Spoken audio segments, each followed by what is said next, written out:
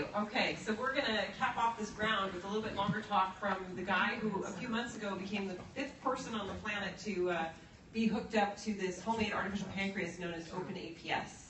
And so I said, well, that's great, but we need to know a little bit about you. Like, how in the heck did you get to be that guy? So Chris is a UC Berkeley alumni and a mechanical engineer here, working here in the Bay Area in renewable energy. And he was actually diagnosed with type 1 himself at age 8, and he has a sister who has type 1, got it at age 7, and his father's a type 2. So I guess it was no surprise that he was really interested in, wanting to be involved in creating this homemade system. So he discovered the work of 2 innovators here in the room with us, who we all know well, I think, Dana Lewis and Scott LeBrand. And he got involved in kind of co-creating this solution, and so it works on the documentation. We're going to hear from him now, I hope. Where's Chris? Ah, excellent. We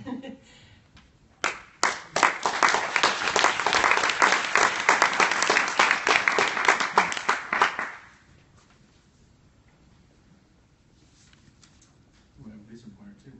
Yes. Exciting. Hi, I'm Chris Hannemann.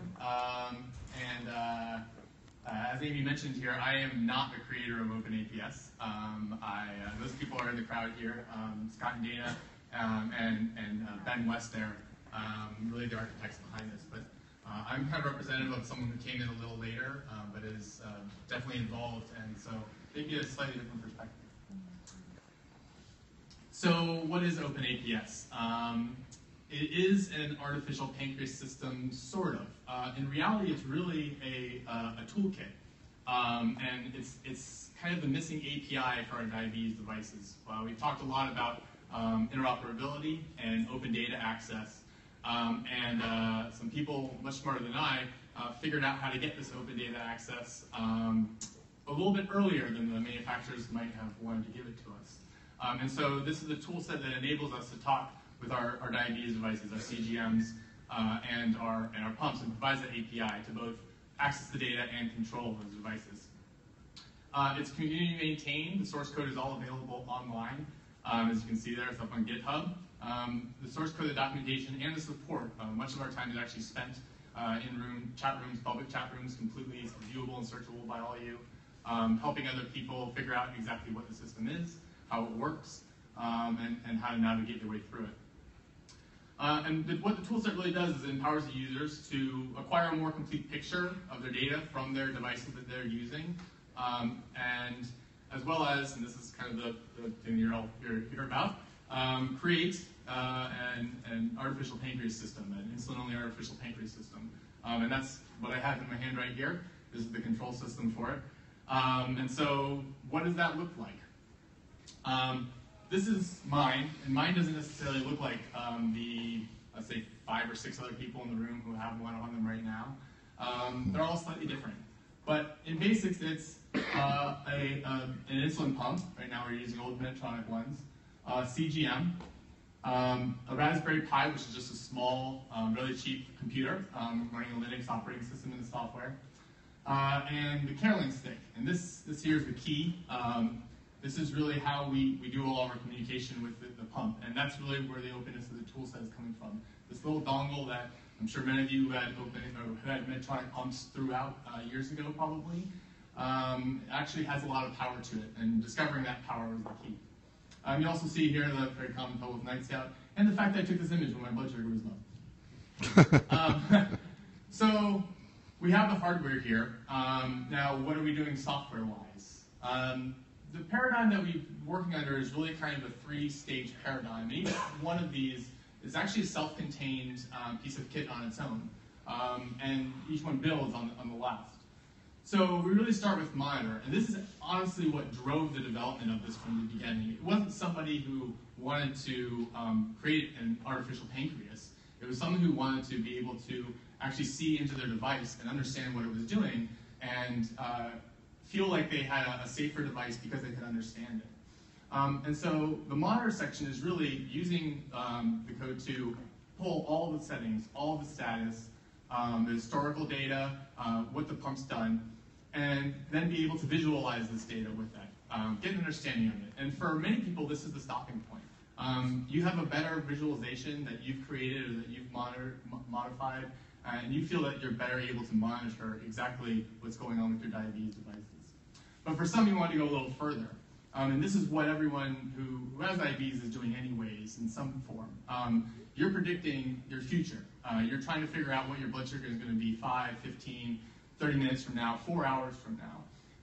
And the software can help do that. You now have a more complete picture of your history. You know more about yourself and your settings. And so you can use that to predict the future outcomes. And again, this is a great stopping place for many people. Knowing your history and then being able to have some idea of a prediction, either a direct prediction or probabilistic, a range prediction. And then you can decide to act on that. But for some, we want to take it all the way. And so here, you can use all this data previously to actually act on it. And acting isn't necessarily delivering insulin. That could be just sending notifications. That could be making suggestions that you can then enact yourself.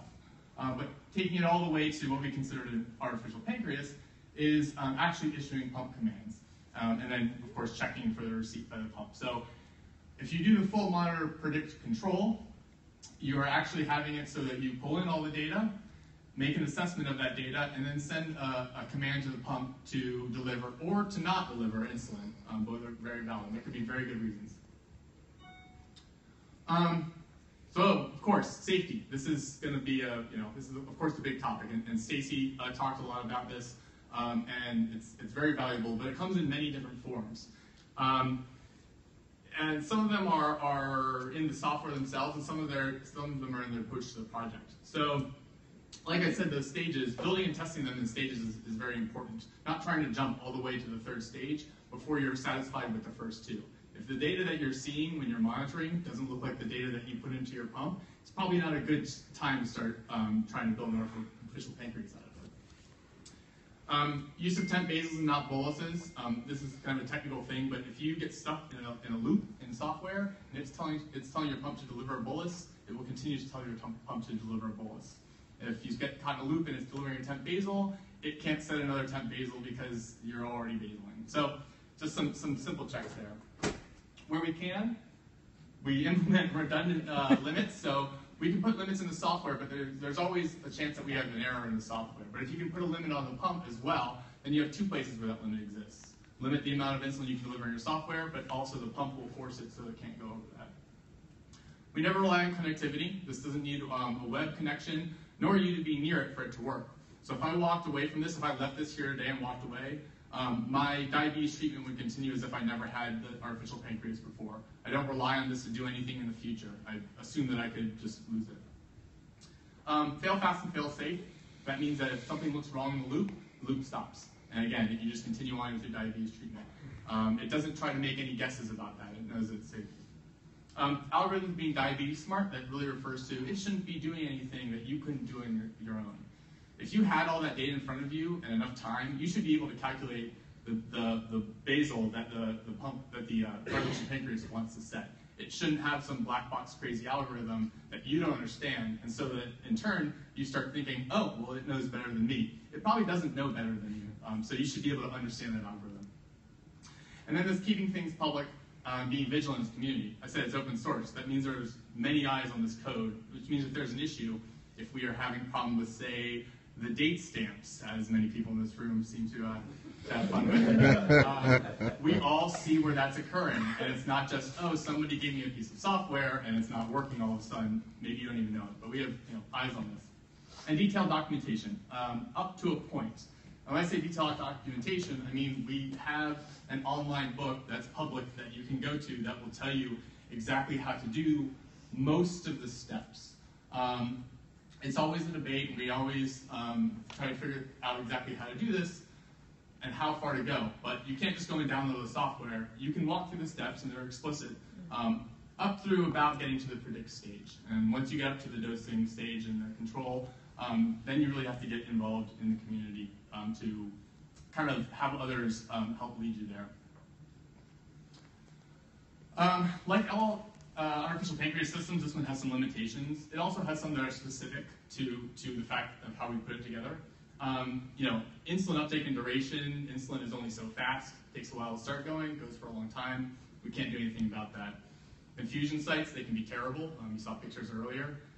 Any erroneous data and your challenge of making predictions, you're going to struggle with that all the time. In general, they're not too bad, but if you're getting in bad data, you can't make a great prediction off of it. Specific to OpenAPS, we have to deal with a few other things. That care length stick that I showed talking to the pump has pretty terrible range. About 10 feet on a good day if it's pointed the right way, about 0 feet if it's not pointed the wrong way. So you deal with that a little bit and have to keep it relatively close if you want it to work. Again, you can walk away and you're still fine. We have to carry around that whole piece, and it's fairly large. The battery has to power up for an entire day. And pump availability. Right now, we can only have it working completely on a kind of older model Medtronic pump, which will start to become an issue at some point as those pumps start to fail, and we can't grab them up anymore. There are people around the world working on the other pumps at the same time and trying to just, at different levels, trying to discover the data that they can get out of there, all the way through trying to take it to an artificial pancreas. So what's the state of the loop? What's going on with this project? So a year ago, we had nobody. In fact, I didn't even know this existed because it really didn't exist. Dana over there, who's taking a nice picture of this, knows that she's patient number 1 right here. Came online just in the winter of last year. And then had a couple people pop up here. I'm right there, that's me, that little jump. And then we really started to ramp up. And actually, this slide made last week is now outdated because at least one other person has come online. And to be honest, there are actually more than this. There are people who are using some of the tool sets who aren't necessarily using the entire tool set.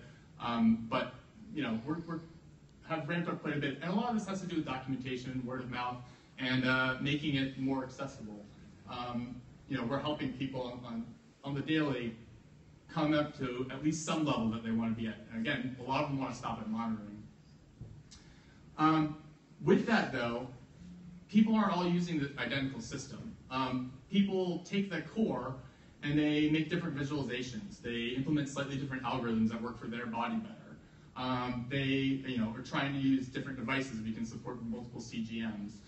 Some people use it just overnight. Some people use it 24/7. And this is really the richness of this community. I'm going to show you here what mine looks like.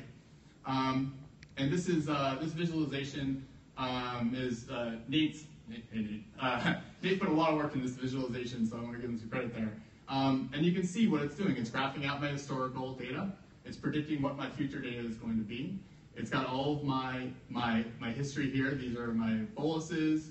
These are all of my temporary basals, and so there are quite a lot of them. It's plotting my IOB out. That's true IOB, including temporary basals and pump suspends. It's got carbs in here too. And so this is how I can see this, and this is how I can see what it's trying to do. And if I don't like what it's trying to do, I can stop it, or I can act on it myself. But I'm not the only one using this. This is Ali, and he's got this implemented into Night Scout. So there are a number of people who are setting it up into the cloud now with Night Scout, and so now he's visualizing it up here as temp basals as well. He also is a kind of a Microsoft nut, so now he's got it in Microsoft's Power BI suite.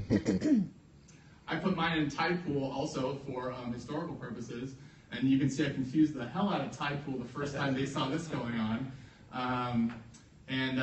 But my point here is that there are only 15 or 16 people in this closed-loop system, and there are already at least 4 desktop visualizations. Oh, and then there's mobile already. So I've got mine on my phone. This is just on an iOS device. Android showing the Night Scout implementation again.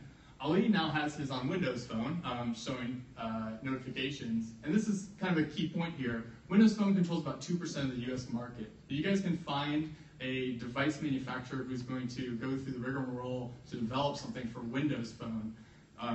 Please send them to me. But Ali loves Windows Phone, and 2% is actually a large number of individuals. And so the fact that he had the ability to do this on Windows Phone is amazing. Wearables, of course, we have it on there. So Rachel here showing it on everyone's favorite, the Pebble. Nate again putting his on the Apple Watch. And of course, Ali with his Microsoft band. The point here is that we can pretty much put it on anything. That's awesome. So this is kind of a joke, but it's really more salient point, which is kind of why not? If you had a compelling reason to have some diabetes data on this, and if you had an open standard and an API to do it, and it actually made a difference in your life, why? Why would you not do that? There's not much difference between a Game Boy and a Microsoft band. No offense to Microsoft.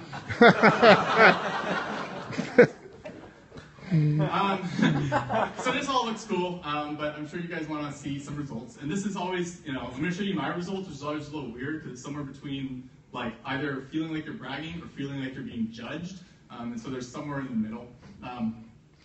And so this is going to be all my results from up until about a week ago. I got my CGM in February, and I wore that and with my pump, of course, for about 180 days before I went live. And then I've been live for about 3 months, about 90 days on this. So I'm going to kind of walk you through some of these. Not a typical graph, but this one really told a story to me. So each of these days is pre-OpenAPS. That big one's a centroid. On the x-axis, you can see that for each of those days, what % of the time I was in target. On the y-axis there, you can see the mean glucose for that day. It's not too bad. That's not all that bad there. A bunch of stragglers up here. Those aren't particularly good days. These ones down here are great for your A1C, but just not really good days overall either. 50% time in target at 115 shows up as great on your charts.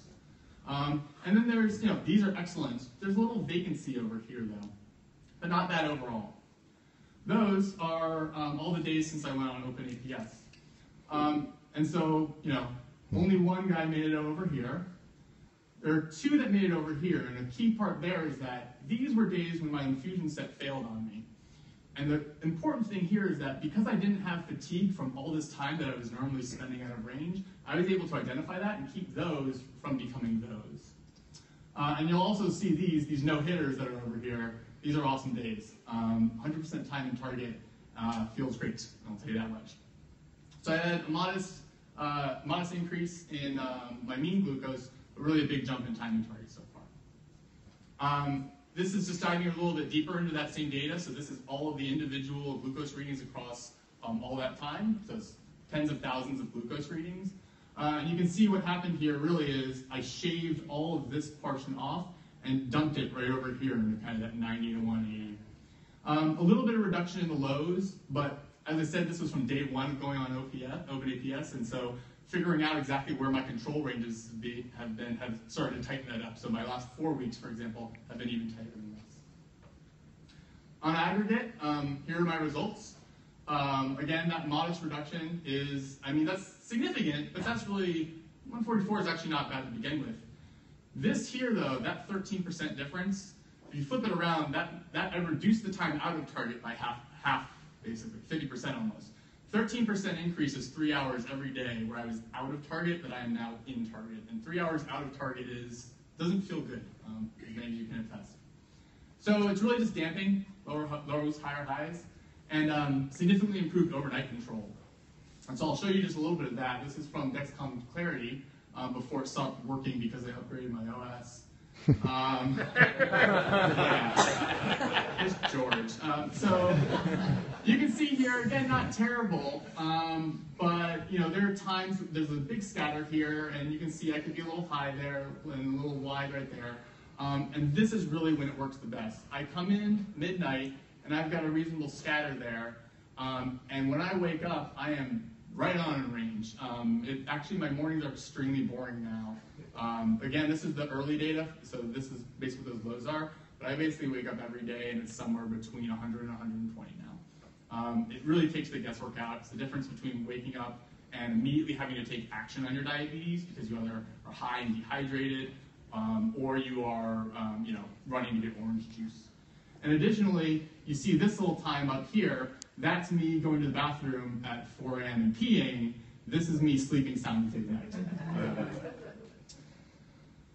So, kind of common questions that I get from people, not as well versed in diabetes, all the way up to people who know quite a bit. And the first two, I think that's everyone in the room has asked that question at some point. And really, the answer there is the industry is moving forward on that. And in a couple of years, we'll see ones from Medtronic, and from Bigfoot, and from Type 0. There'll be a number that are coming out that are very similar systems on face level. The third one, I hope I kind of answered at the beginning, the technology is there, the toolkit is there, and the support is there. So it's really go out and build it, and we're happy to help. This is the one that always makes me think, though, and I asked a bunch of people this as well, and honestly, I'm not 100% sure, but it kind of begged another question, which is, why am I doing this in the first place? Why was it that I wanted to go and I saw this group and I said, yes, that's something I want to do. It comes down to control. I wanted better control over my diabetes. But really, it was a little to do with another trend, which is that the diabetes technologies are getting more complicated. And as they get more complicated, they move from being tools to being treatment. And that's a problem. The diabetes devices should only be tools. They shouldn't be the treatment themselves.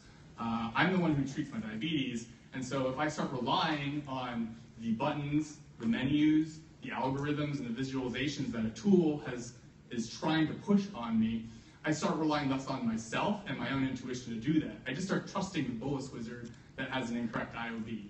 I start understanding that a bolus means 7 menu button presses instead of a bolus means I'm giving myself insulin. And this goes for interoperability as well. And especially Ben really opened up the API to these devices so that we could get them to talk to each other. Whereas really the standard is that those device manufacturers have to go and sign a deal with them. Typool has to go and sign a deal with someone to get their data models and get their data access to do that. And that's crazy. That doesn't happen in any other world. It's only in health data. Software has solved this issue, and it's nuts. Think about it. If I wanted to take Easy Carb Scale, and I wanted to integrate their bolus calculation with pulling my IOB from my pump, you'd have to get Medtronic to go and sign a deal with Easy Carb, which kudos for you if you can get that done soon. But there are a whole bunch of companies, and Medtronic is probably not going to go and find those out. That might be an awesome solution for 10,000 people. It could be life-changing for 10,000 people. There's no way that is ever going to happen. Sorry. So using that interoperability that's not driven by this is enormous. And finally, just to reiterate on this point, I think sometimes we lose sight of what the goal of these companies should be, and what they're dictating to us. And I think as a patient, sometimes we get kind of a malaise over what it is that they should be providing us. This is entirely my job. This is me, this is my family, this is me and my care team, this is the support community that I seek out. But who it's definitely not is the person who's giving me a device, who I'm purchasing a device from. And really all this is an ask is, like any other tool set, you should give a good instruction manual, and you should tell us how to actually use the full potential of those tool sets. And that's really what OpenAPS has done. And that's it.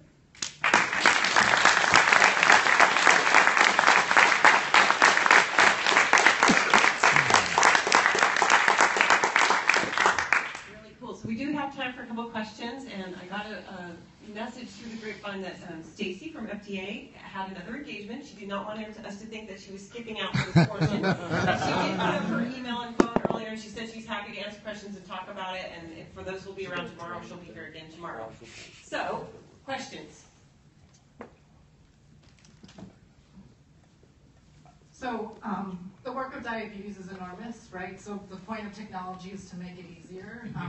But at the same time, you're actually talking about having more ownership and not really having it be a treatment, be more of a tool. So how does healthcare do that balance of sort of empowering self-management, but not dumping it all on the patient? Right. I think it's in giving choice. So actually, I think Sarah had a kind of a good anecdote there when she said her pump training was basically here's how to use the buttons.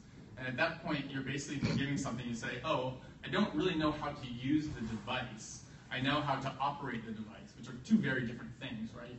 So I think, the healthcare system in general it's important for them to focus more on enabling the user And then you're going to have, I mean, users aren't the same, right? I'm not the same as the next person, as my sister even. You know, we are very different on the spectrum of diabetes technology usage.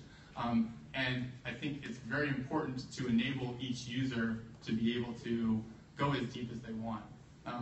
You know, George was just talking earlier about how providing all the raw data would be problematic for many users on the Dexcom CGM, because it would basically be giving a whole bunch of data that could be overwhelming, potentially even dangerous. I think there's a difference there. The difference is that I do believe that the device manufacturer's role should be to curate the data that they're providing on its face. But providing a layer so that you can access that raw data behind it, if you so choose, is not an issue, right? If you say, here's the data that I think is safe and that you should be using, that's good. And if you need to get the raw data, here are the tools to get to the raw data. The users who don't want to see the raw data won't go to the raw data.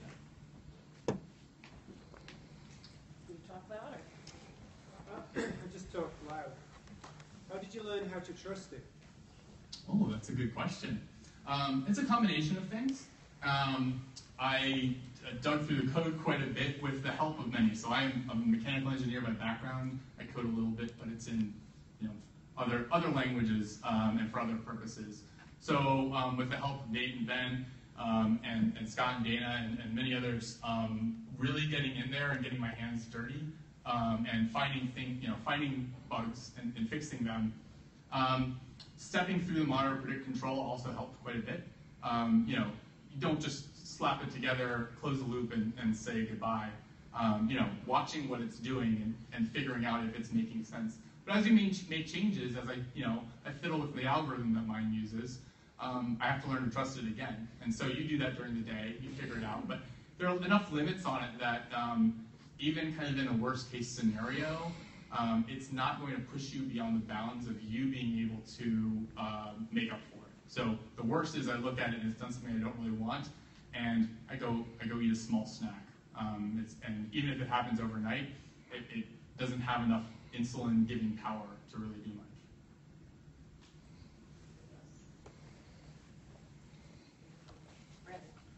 How often, so I think we all kind of have this dream of like you built it, you set, thanks. So we have this dream that you built it, you set it up, you started using it, and then like it just works. Mm-hmm. But you find bugs, you fiddle with the algorithm.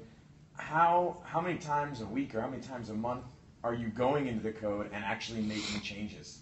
Right. So in the beginning, a lot more than now. In the beginning, it was things like Nate and I were the first ones to do a bunch on the 23 model series as opposed to the 22s. And there's, for a couple reasons, the 23s has a different reservoir resolution. And so we had to go find where there were some problems with that. It was pieces like that that are now ironed out. Most of my time now is spent while working on documentation or looking at my visualization and saying, ooh, I think I would like to have that slightly different, that color. In terms of maintaining the system, it's almost none. Everything is kind of tweaks now. I plug it in at night, sits by the bed, it charges overnight and runs overnight, and unplug it, and take it to work with me, it works during the day, and that's most of my experience with it. I'll just say too that we spent a long time staring at the graphs before we flipped it on. Yeah. Right? A long time making sure that prediction line was right, what we thought it was. A long time looking at the raw data. We have a ton of diagnostic data that's generated and what those graphs are pulled from. And that is actually all stored in Git, and actually Ben could tell you more about that. Yeah, but this was not trivial. This was most of this year watching this data. A person I met in March, and yeah, and you said you went live in August. Yeah. So this was not fast. Yeah, but since then, Nate was 3 or so. I don't know what his number was, and I was 5 or so. But you see the acceleration since then. A lot of that is because since we've ironed that out, the onboarding process for people is really us getting as much trust in them as they are in the code, but really getting them to not iron out. They don't have to iron out the small stuff. They have to really think about the big stuff and learn how to check the system so that if something were to go wrong, they would know how to spot it. All right, very cool. Thank you so much.